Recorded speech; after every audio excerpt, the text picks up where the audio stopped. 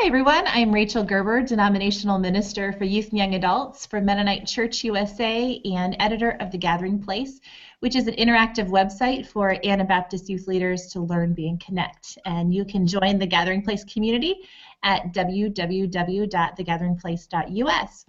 Well, every month on The Gathering Place, we talk about a specific theme, and everything that we do hinges upon that theme. This month in February, we have chosen the theme, A Contemporary Anabaptist Witness. What does peacemaking look like today in the 21st century? And today I'm thrilled to have Jason Boone with us, who's the coordinating minister of the Peace and Justice Support Network for Mennonite Church USA and Mennonite Missions. And he is going to be leading our group today in a guided conversation about this theme of what in the world does Anabaptist witness look like today in a world of endless war, and as far as what is a 21st century peacemaking witness all about, especially as it relates to our youth and young adults. So Jason, welcome to The Gathering Place. It's so good to have you here today, and why don't you just go ahead and introduce yourself for a little bit here. Tell us what you do, tell us what your role is within Mennonite Church USA, and maybe what you hope will happen here for this next hour together. So welcome. Thanks. I really appreciate the chance to, thanks for inviting me here. And I know some of you folks here, and it's good to see Ben and Clayton and Michelle, and I'm glad to see Tori and Mike. Look forward to get to know you a little bit better on this call. Yeah, so I'm coordinating minister of the Peace and Justice Support Network of Mennonite Church USA, Mennonite Mission Network. Rolls off the tongue. And the basic responsibility is to support and encourage and strengthen peace activities across our church. That doesn't mean that all peace activities flow from this office. That's certainly not the case. It is more a matter of us trying to support, and if we can offer any assistance and help the good things that are already going on across the church, that's when we function best. Tell you the call today, I think what precipitated it a lot was last summer in Kansas City. A lot of things happened, of course, but one big thing was we passed a resolution, the Faithful Witness Amidst Endless War resolution. And that basically said, we're living in a different time of war. We're living in a different kind of where war is prosecuted differently. It's not as traditional where the army goes and the army either wins or loses and comes back. It's this perpetual war machine that's in some cases is not hard to detect, but is still going on. And so what does that mean for us? Does our peace witness and our activities, do they need to change? Do they need to shift in this new environment? It was really, I think it was a really exciting resolution, and it passed, I think, almost unanimously. In my position here, I'm Andre Gingrich Stoner of Mennonite Church USA is my supervisor, and we work together. And we really felt like this is a good call to the church to do some real reflecting and think, okay, let's really clean out the closet here. Let's look at what we're doing and who we are, and use this as a time to dream big dreams, and use it as a time to say, what might be God, where might God be leading us now in this new time? When we know that there are challenges within the church, we know that there are challenges in the globe, but we still honor the fact that the church is the church, and it plays an important, crucial part in God's mission of reconciliation in the world. And so we do believe that there's still a place for the church to work, and especially the place for Historic Peace Church and the Mennonite Church to be. So we began after Kansas City to think about some of the components of what the resolution of implementing it would look like, and we're working with different groups, and it's an invigorating time, like I said, because I think it's a time to dream. But what we did realize was we weren't developing anything that focused on youth or young adults. And some of that is, I'll be honest, and I've been in my position for about 4 years, and we haven't done a lot with youth. And it's sort of a chicken and egg thing, I think. We want to do some things, but we don't exactly know what to do. And then I think we're kind of caught in this cycle where we are still responding to maybe old paradigms of peacemaking with our youth in some ways. Honestly, as I said, peace doesn't begin and end in this office, and I don't want to insert myself in places where I'm not welcomed. The only youth-oriented peace questions I get are, well, what about CO status? it seems like that really encapsulates a lot of what it means for young people to think about their pacifist witness today. And for folks who work with youth and you're familiar with this, you know that there's just not a lot of information there to tell you. CO status is essentially a non-starter. It's not real. There are things you can do, but it's not going to be officially recognized. And then you think about the bigger ramifications that it's probably not going to be implemented, especially if we're talking about a new way to prosecute war. So that sort of leaves you with, some people are concerned and think about being non-registrants for the draft. But I'll be candid with you. Every call I've taken about that question has been from parents saying, please talk my kid out of doing this. Because the ramifications for being a non-registrant now are draconian. And so, of course, we want people to follow their conscience and do it, but people need to understand. But that's really been the basic. That's all sort of that's all the interest that's been expressed about our Peace Witness for Youth. But in this time of sort of reconfiguring things, I wanted to start having intentional conversations with folks who work with youth and are concerned about it, to first see where we are. So there is more going on than just CO status. I'm sure of this because I know our church is brilliant at contextualizing and passing on this history in new ways. I just don't know about everything. So I wanted to do that. And then I wanted to get feedback and enlist some other people to dream and say, okay, well, what would it look like? And normally I do this as part of my work on any subject, and I'll do one-on-one conversations.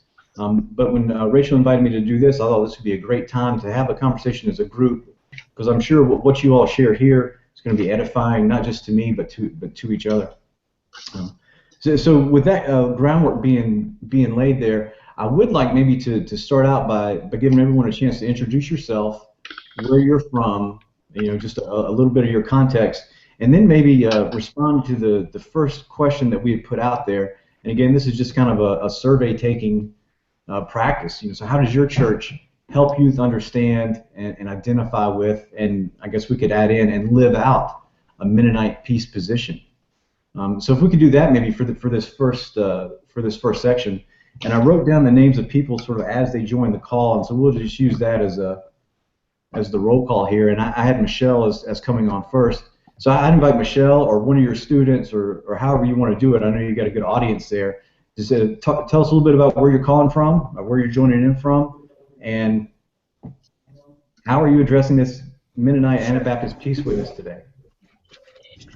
Hi, I'm Michelle Hirschberger, and I represent not only myself but also my youth ministry class, who are almost all here. We're a little bit earlier than our start time for the class, so there's about 12 of us. I think it's safe to say that not everybody in this class would call themselves Mennonites or have a pacifist peace position, but many are familiar with it. Is that safe to say, class? Yeah. All right. That being said, I can say one of the things I did when I was a youth pastor, and would you like one or two of my students to also say how the peace position has been lived out in their church? Yeah, I think that'd be helpful. One of the things that my husband Dell and I did, we were pastors during the Iraq War and the Persian Gulf War, and we tried to connect with veterans, and we had a veteran come and speak to our youth group, which kind of caused some anxiety with the congregation, but we wanted to show that we cared, and we wanted to hear his viewpoint of the war. And actually, he was a pacifist after he said he wished he knew some of the theology that we knew before he had enlisted.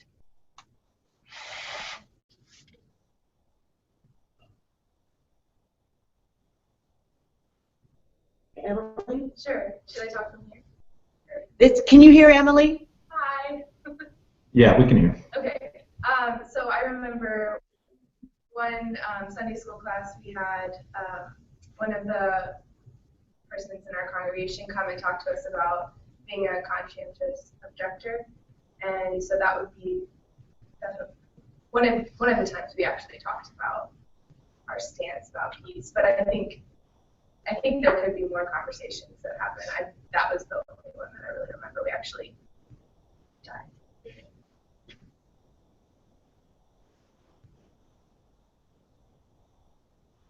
That's it from us for now. Thank you very much. Thanks for that insight. Next person I have is Clayton. All right, yeah, I'm Clayton. I also live in Heston.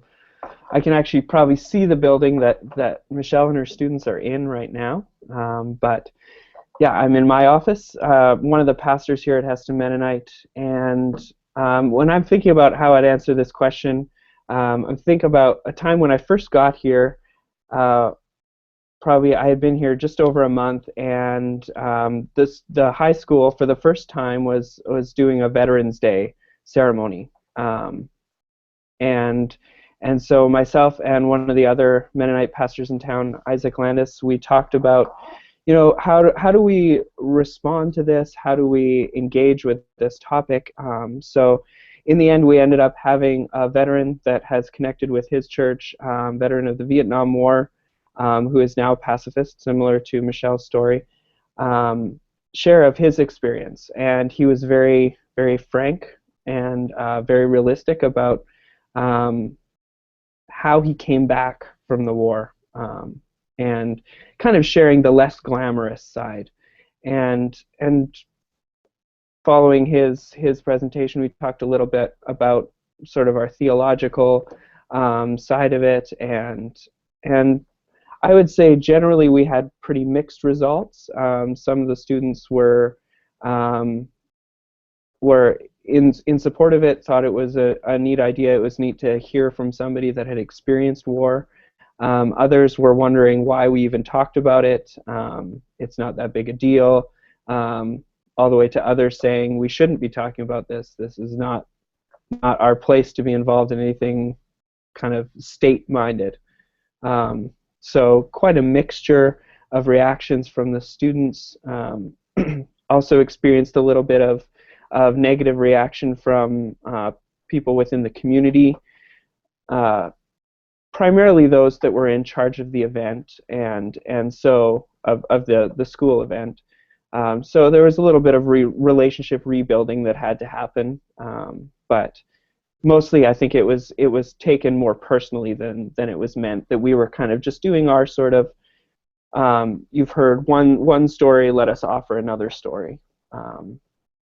So that's one major thing I think throughout my time of being here teaching Sunday school. I mean, we've done Sermon on the Mount, and very much had a focus couple Sundays on peacemaking, and it's come up several times. It's something that I'm passionate about.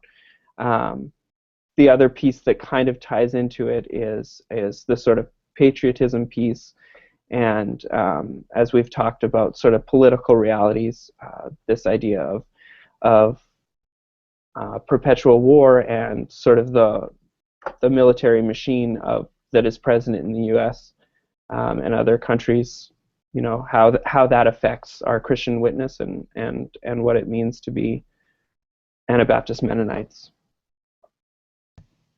Clayton, thanks so much for sharing that. It's funny, the first two folks talking about involving veterans in there as a way to increase your own peace witness, and that's an issue that we're working on a lot with Peace and Justice Support Network. But what we found is we thought that there would be a big divide, and there is in a lot of ways, but I think there are more veterans who contribute already to our peace witness, and we just don't know about. So that's very interesting.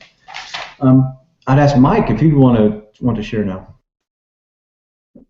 Yeah, it's interesting how you started, because I've been a Mennonite youth pastor for 10 years, and the only times I get asked about it is high school seniors turning 18 who ask me what they have to do. And so I think lately for me, the main thing has been that I've focused on is after some of the Muslim terrorist acts in Paris a year ago, I really felt the need to look at some interfaith relations in our area, because we have a mosque just 10 miles down the road, and I know some people there. And I felt, as I discussed it, to ask if we could invite some of those Muslim leaders to come and speak to our youth group. I felt a lot of resistance. And I think it was just some ignorance and fear. But I found I've had to take baby steps here towards developing some interfaith relationships. And I've been trying to work at the whole peace and justice issue from a matter of let's build relationships. Let's help people understand our faith, but also understand theirs. And the Jews and Muslims I know in the area are just as passionately committed to peace and justice as we are, and I'd like to build that bridge more and more. And I'm also, I just with the political season coming up, I see a lot of kids acting, getting involved, and maybe, yeah, I'm kind of curious what Clayton mentioned on that patriotism line. I think it's something that'll be good to discuss in the coming year. But not that many kids express that much interest in the bigger picture of warfare. But I think I've got some practical things to walk out with relationships with those not like us. And where are you calling from, Mike? I'm sorry, what's your I'm sorry, area? I'm the youth pastor of Blooming Glen Mennonite in eastern Pennsylvania. I just think it's very fascinating. You talk about going that relational route and the interfaith route, and in some ways, that's the endless war is part of our new narrative, but the other part is this pitting of religions against each other. And it seems like maybe that's the one of the larger narratives, that if we're going to be peacemakers, that's something that we really have to address. I'd really like maybe to follow up with you offline about this, about some of those relationships you made. I think it's very important. Thanks for sharing that. Yeah. And then Ben came on, and Ben got dropped off, and Ben came back on. I don't know, Ben, are you fully active now? Are you going to mime for us?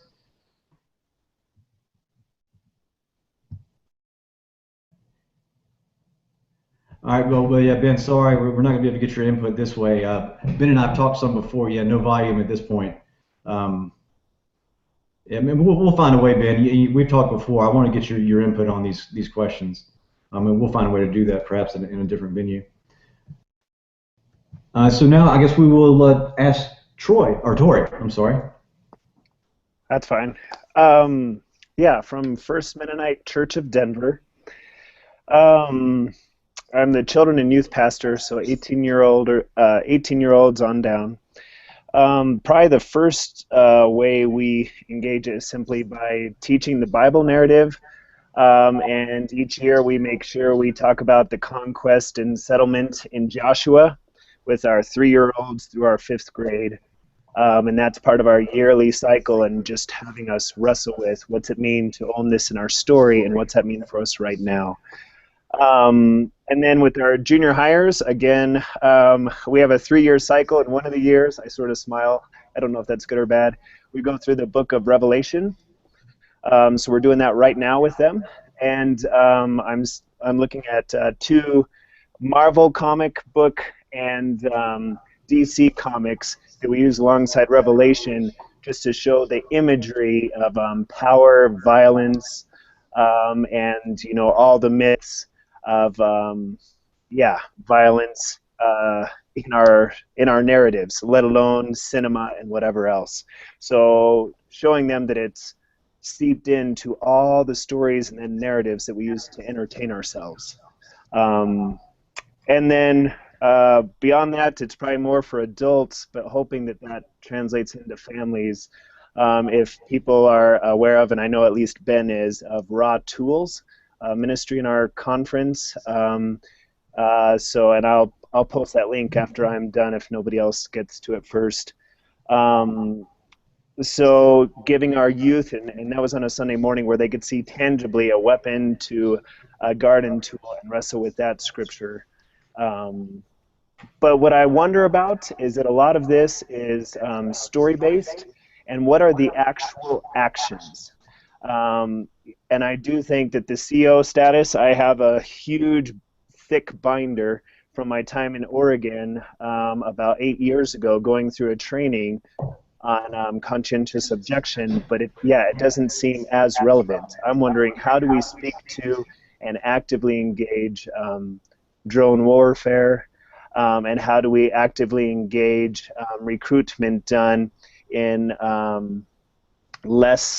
we're a fairly affluent congregation, and so what's it mean for so much of the recruiting being done in less affluent context?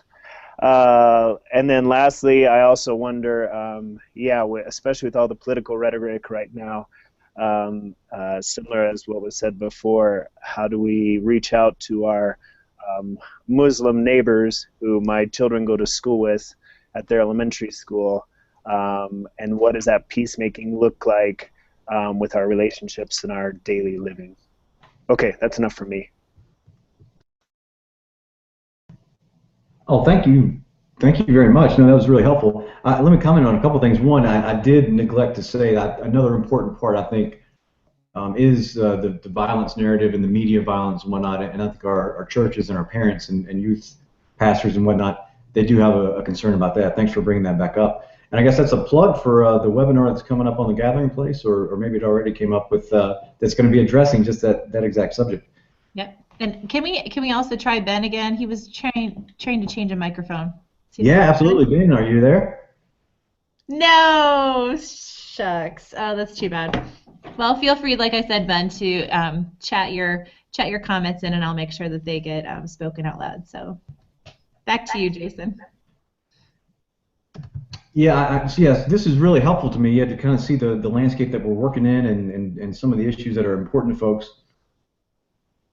I guess what I'd like to shift gears now a little bit. I had put out a couple. You know what? Maybe I can if it's okay, I'll read kind of what Ben's writing real quick and just give a brief overview there. And for those of you who don't know, Ben is a campus pastor for Third Way Collective.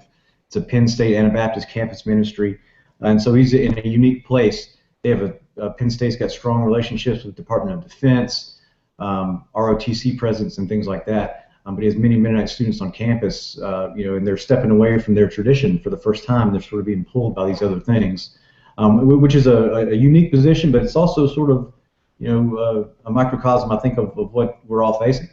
That's sort of the part of this phase that we're in. Dwight Eisenhower said the military-industrial complex, but it's so much deeper now. Every sector of society has some sort of form. There's a tentacle of our defense industry as a part of it. It's funny, Ben said he sees the strongest peace allies from Buddhists and Quakers, which, hey, exactly, work with whoever God sends you. If it's okay, I will change gears, and I think what I had originally put on the as questions to consider is what peace and justice issues are important to you, and how can MCSA support your work. We've heard a little bit about maybe what you're doing. Maybe not so much are there issues out there that that your kids or the youth in your church or your ministry are excited about, but they don't have an outlet for? Are they talking about Black Lives Matter? Are they talking about some of the domestic issues that are pretty play a large part in our politics and our society today? What are some of the new or maybe the new edges of peacemaking that you can see our youth start to gravitate towards? I'd love to maybe go back to the top of the horn. I think this is very apropos to hear from Michelle and maybe some of her students.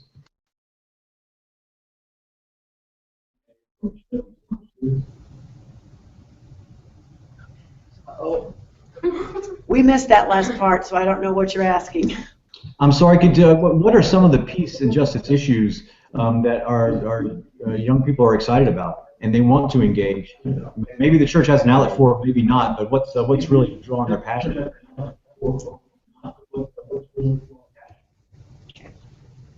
Just popcorn it out. What are some of the issues you think are really important that you're excited about?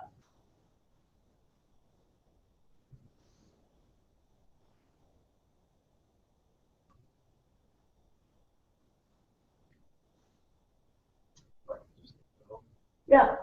Well, it would have to do with justice and peacemaking. I think the Israel-Palestine topic is very interesting. Israel-Palestine.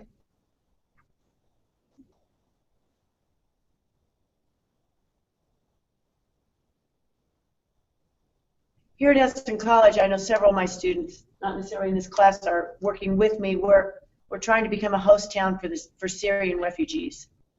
It would be another issue.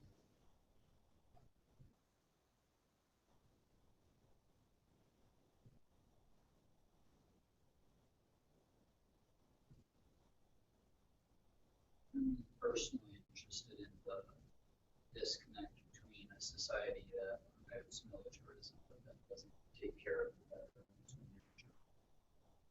Did you hear that, Jason? No, could you repeat that?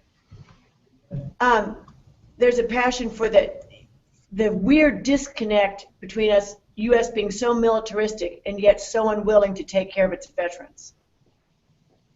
Got it. Anything else?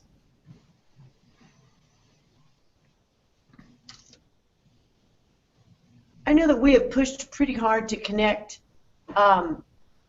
why we are nonviolent with the biblical narrative and really push Christocentric hermeneutics. Some of my students are rolling their eyes because we pushed it that much. But I think that's really important too. Absolutely. Thanks. Thanks for those. Clayton, I don't know, do you have anything to chime in on that? What issues and things are getting your youth excited?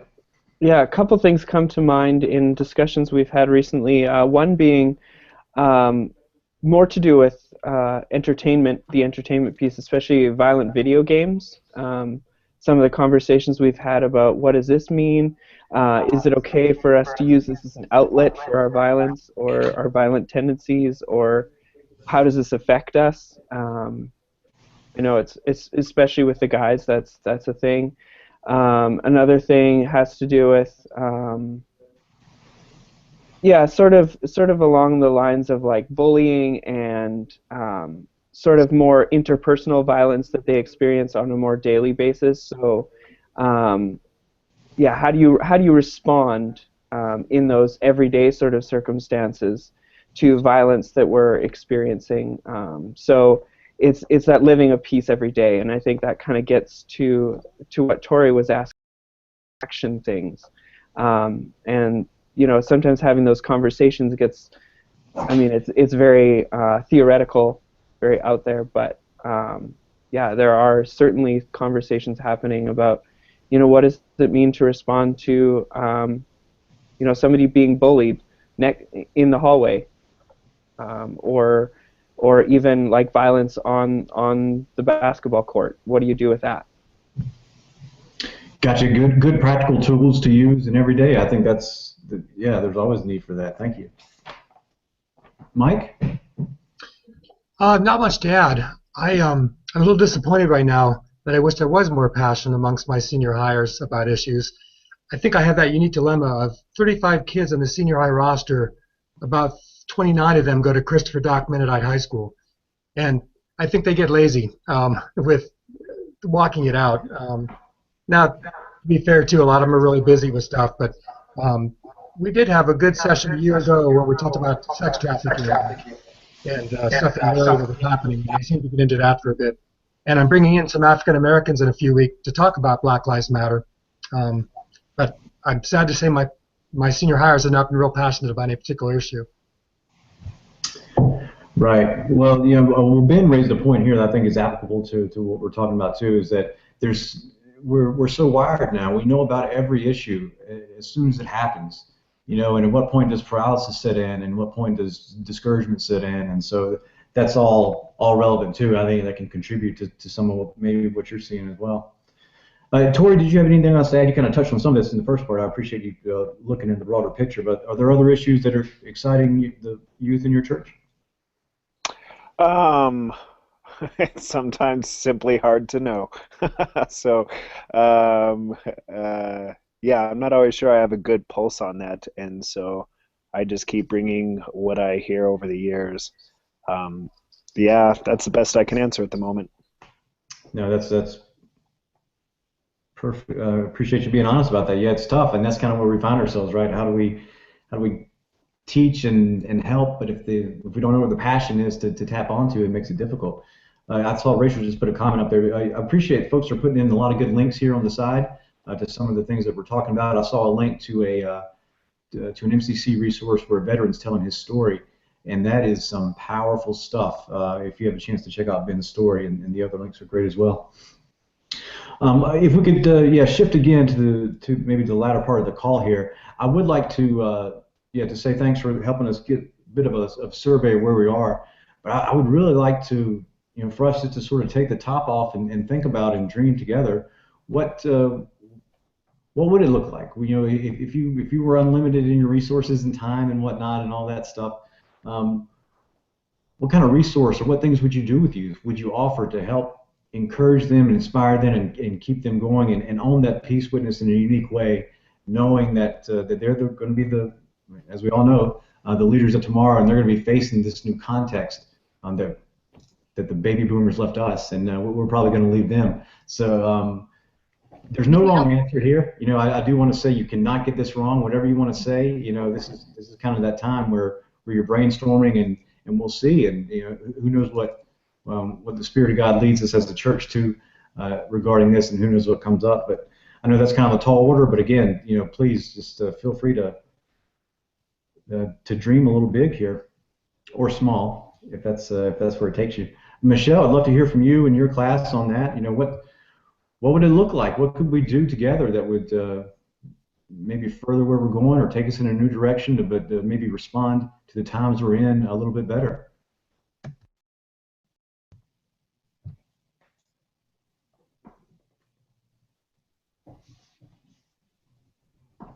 Okay, we're back on. All right. Some ideas from you all. Shout them out. Me, probably like a going source, like have youth get together and probably fly out to certain areas in the world and have real life conversations with these people. Did you catch that, Jason? I did. So yeah, like real hands-on experiential learning with some of these issues. Yeah. Yeah. If you knew you weren't going to get killed, what would it mean to go to the front of the war and see it and get the real thing? Good. Thank you, Abraham. Some others?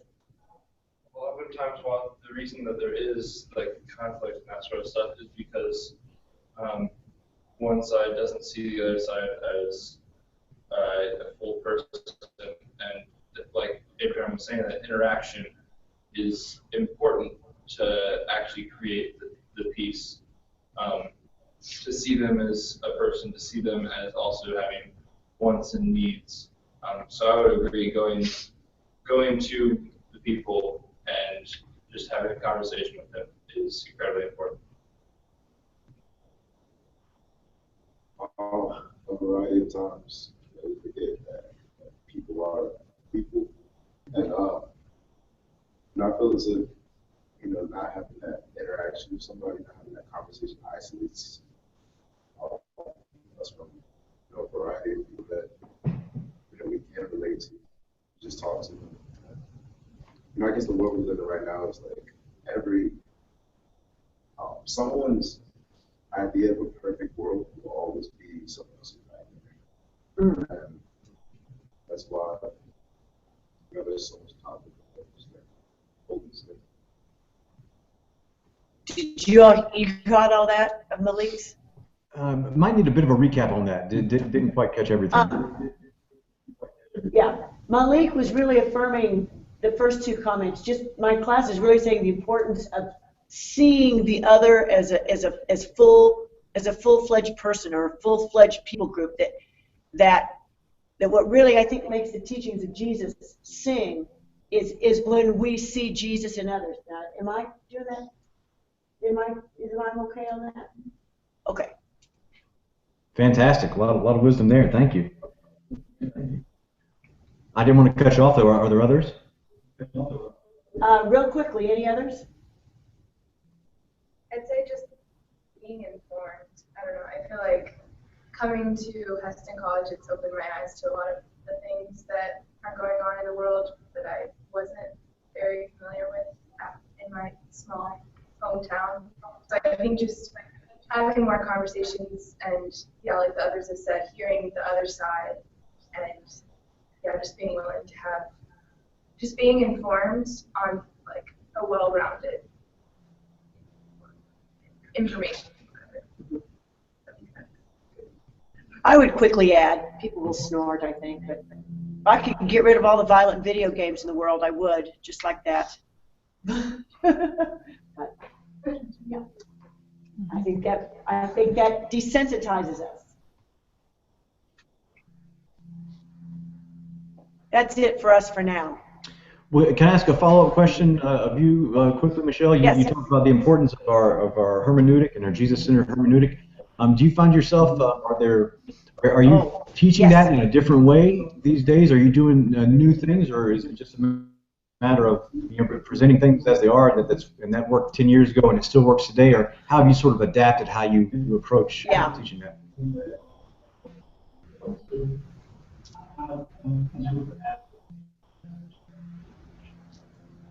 I think that when I was a youth pastor, I was afraid that my high schoolers would not hear it well to hear that the Bible disagrees on some of its ethics between the Old Testament and the New. And a gift I'd give to the entire church is that high schoolers can understand hermeneutics, even if you never mention it in that way. You could, I think it's, I think that the peace position is much more readily accepted and people get passionate about when they see how clearly, how that you have to make some choices whether you're going to say that the wars in the Old Testament are authoritative or Jesus in the New Testament. And when I've laid those arguments out, even when I was teaching in Lithuania to a mainly agnostic atheist students, then many more of them at least considered a nonviolent Jesus. And so I don't know that I've done any new techniques. I've just been more convinced as the years go around that there are high schoolers who are smart enough to realize that there are wars in the Old Testament and Jesus says no to wars. And they want a way to figure that problem out, and that we need to jump into that conversation with both feet. That's very encouraging. That's very invigorating to hear. I like that. Yeah, appreciate that. Clayton, love to hear from you. Yeah, I think I agree that with the idea that if money was not a factor, and maybe safety was not a factor, just flying out and experiencing it. One of the blessings that I have in April is to be able to go to Palestine and Israel to experience that firsthand, and my hope is to bring that back not only to the church, but also bring it into the high school and middle school, sharing some of those experiences that I've had. But to be able to have youth a part of that, I think of John Murray, one of the other pastors here, takes sometimes high school students to India when he goes, and they experience that sort of cross-cultural and interfaith dialogue at a whole new level, and just hearing their stories when they come back from that, the growth that comes out of that. But not just to have those individual times, but how do we continue to foster that sort of conversation and make those experiences last more than kind of the high of a month or two? How do we build on that? How do we continue that sort of thing? And I was having a conversation with someone just the other day, talking about a gentleman that's going to be released from prison in May, and what would happen if he was to come to church here? How would our congregation respond to that? And kind of giving us a pretty bad grade on what that might look like. Unfortunately, for some, that would just inspire too much fear, too much, sort of how do we protect ourselves? And that's honestly that's our default reaction. And so I guess the big picture thing is, how do we find ways to escape this narrative and this first reaction of fear to everything that's different and everything that has the potential to harm us, when in reality we take on all kinds of things every day that have the potential to harm us, but for some reason we don't fear some things and we do fear others. So again, that becomes sort of theoretical. How do we move that into a practical experience? Yeah, that's further conversation to be had.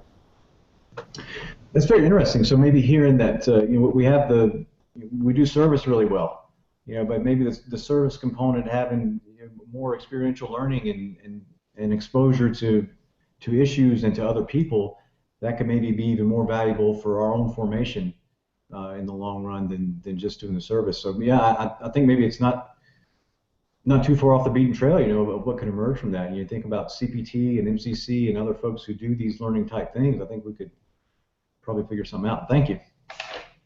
Mike. Well, just as I hear the comments of the Heston students and then some of the others of you, I just want to redouble my efforts to create relationships, especially with people not like us. So for me, because we've got an interfaith network in the area, I really want to move more into that area, getting some of our congregation involved. And we're having a speaker coming in this coming Sunday, but initially we were going to approach racism and kind of the Black Lives Matter, but we backed off a bit, and we're just going to work on, we described it as what is our cultural intelligence?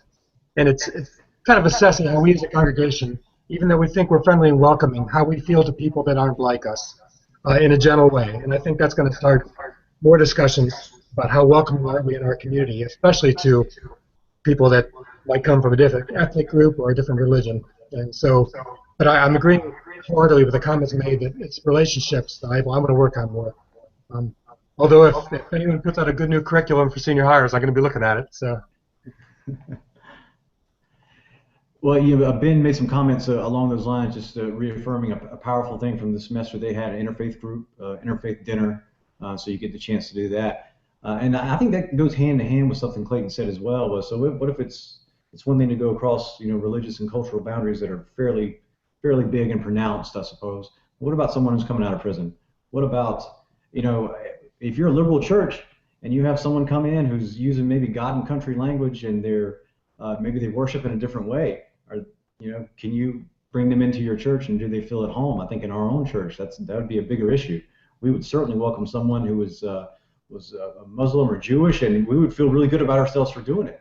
But if someone from a different sort of social economic pattern, that can be more difficult at times. So this is interesting to hear. Tori?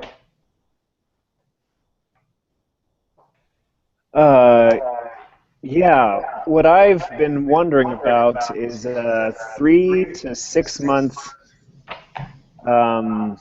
commitment similar to a sports team, a music group, choir, orchestra, similar to robotics, where you would have one evening a week and a Saturday morning or one chunk during your weekend for those weeks, just like a team or whatever else, and you would focus on, and I don't know if peacemaking would be central or it'd be Anabaptist or Discipleship 101. I mean, I don't know what to call it, and somebody else who's better at branding can brand it. But started talking with at least we've got a door program here, and I think their leader Antonio Lucero is very capable, and we also have VORP right in our building as well, the Victim Offender Reconciliation Program. So we have those tool sets. We're also in a metro area, and we have about 5 congregations. So I'm like, what would it be like to have 3 to 12 youth who would say, hey, we're going to sign up for this, to charge $200 to $500. You can't, force them to show up because it's like, hey, we're going to bench you if you don't show up, or you're not going to be first chair, or you're not going to win the robotics, whatever the motivation factor is. But the investment would at least be there. Let alone could that also provide income and the utilization of skills for, Antonio, Angel with VORP, and all these other people around. Let alone our congregations have so many storytellers and so many people doing things very active that, we can't do everything all the time, but could we at least expose our youth to the things that are going on in our congregations already? So that's what I spend my time dreaming about, and if somebody else has a pilot program similar to this, I would love to learn more. Well, let's make one. Let's make it happen. This has been very, very enriching for me. I really appreciate you all sharing this, and I think there's a lot I do want to follow up with individually with folks. I do want to take a little bit of this, or the end of this time, because there's so much collective good thought and wisdom and experience here. I'll just give everyone one last chance. If you have any final comments you want to make in general, or respond to something that you've heard here, give you a chance to do that, and if not, just a chance to say our goodbyes. Well, that's fine. I would love to say that I am so grateful for all of your comments, and some things that I was thinking about when picking up other comments and listening to them was, what would it mean for us and our congregations, youth included, but I think even in a broader term, that that we all kind of go through an intercultural competency training. You know what I mean? That as well as, I mean, I was just at the Mennonite Educator Association meetings last weekend, and Heston College actually, 3 of the education professors there led us in stereotype threat and what does that look like, and that was just very eye-opening to see how do we have perceptions of other groups of people and we don't even, it was just a very eye-opening thing on how do we work for peace and justice when the playing field is not level to begin with, and what does that mean as people of faith to see that everyone deserves the same amount of love. So yeah, that was just sort of my 2 cents there, and Tori, along with your idea of like a peace school or curriculum or something, like what would it also mean to engage our Mennonite camps that already have space, that already have programs going, that have staff? What would it mean to use them and the resources that they already have? I don't know, that's already available to us. I remember when I was in 3rd grade, I think, I went to Bluffton College as a part of a choir, and it was called Voices for Peace. Maybe, does anybody know, like the Lion and the Lamb, their program that they have there at Bluffton College? I think they sponsored this sort of choir, and it was sort of like a long weekend, and all kids from all over came, and we did a lot of different peace and peace building activities, and then learned songs at the end and sang it together. So that was a really meaningful experience as a child.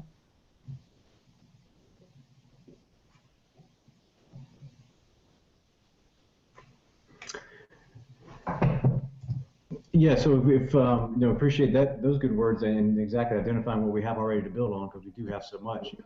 We'll go around this final time for any final words you might have. Michelle, you and your class. Real quickly, class, any final words? As I was thinking about No, we aren't. Can you hear us? Yes. Yes. Okay. No, we're good.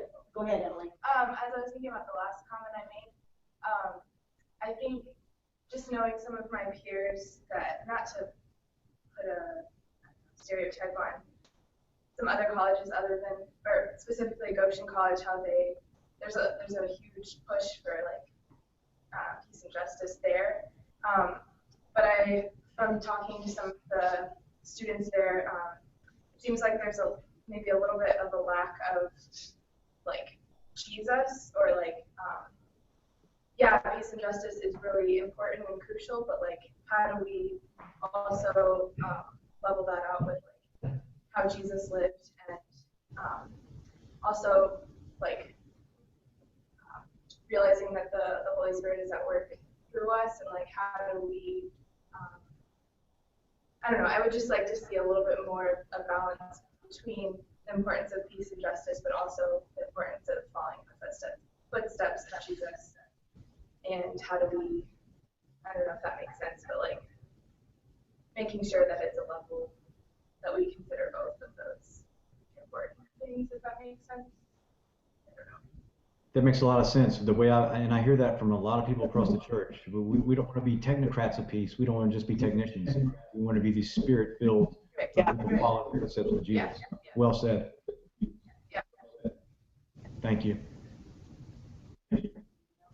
Something that Heston's actually doing this weekend is there's going to be a multiple church visit thing, and I would have been really interested to do that in high school. I think that would have been really cool to actually go to other churches, whether it be other denominations or other faiths, as if going to a mosque. And I know that churches would not, you get a lot of pushback from that, and a lot of people would not like it, but I think that might be good for youth to go and experience more than just their home church. And that would create ties and would help create, I would say, peace with that relationship building.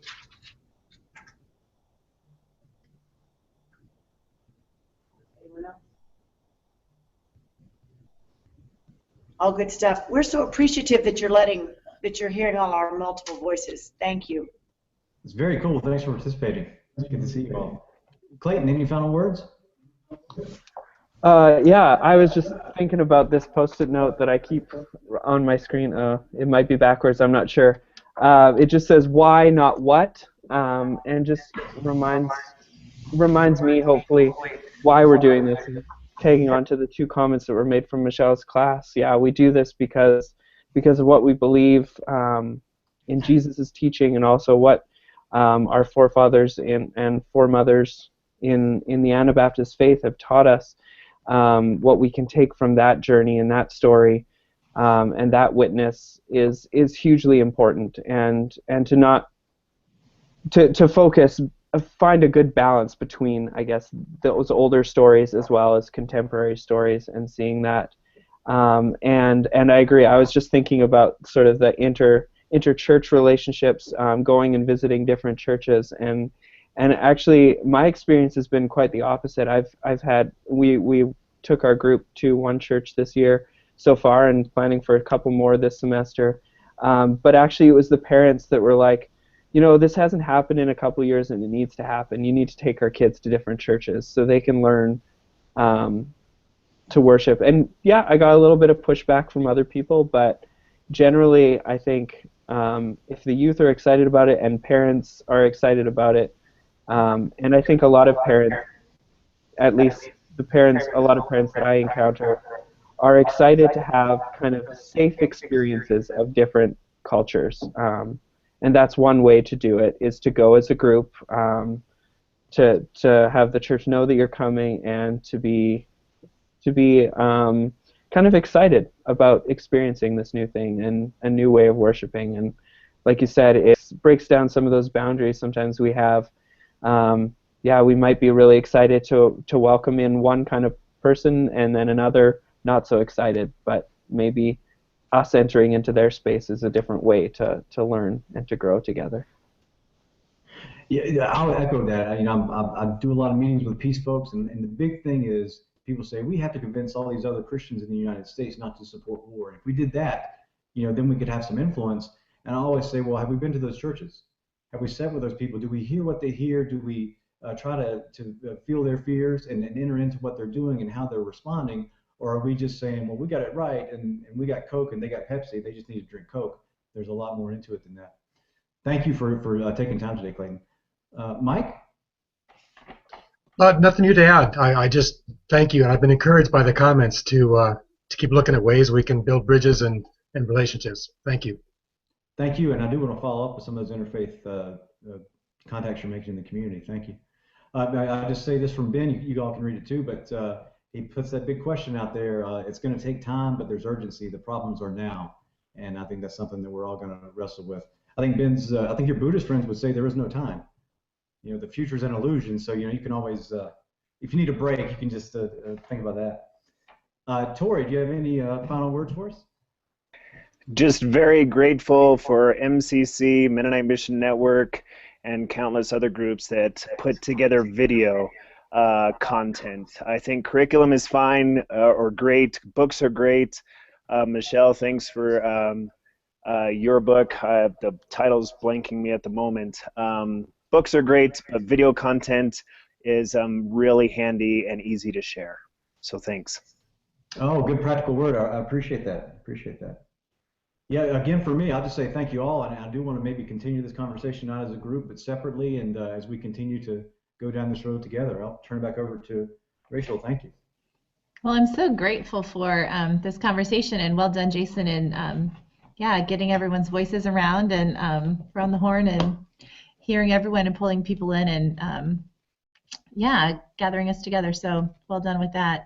And many thanks to each of you for taking an hour here out of your afternoon and to brainstorm with us about how can we create a clearer Anabaptist witness here in today's 21st century. So especially as it relates to our youth and young adults. And maybe I'm from more of a contemplative stream, but I also think that as we try to work outward for peace, like we also need to also attend to that inner peace as well at the same time. And so, I leave you I leave you with peace.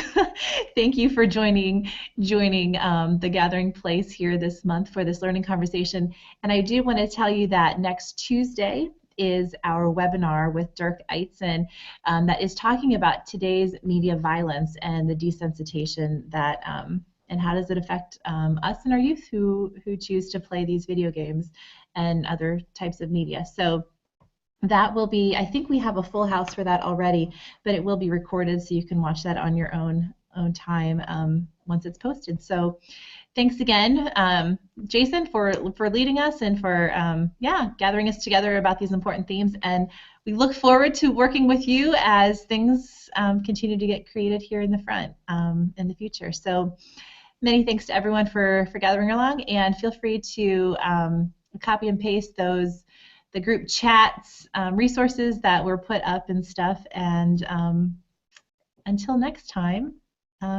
peace to you. So until later, thank you.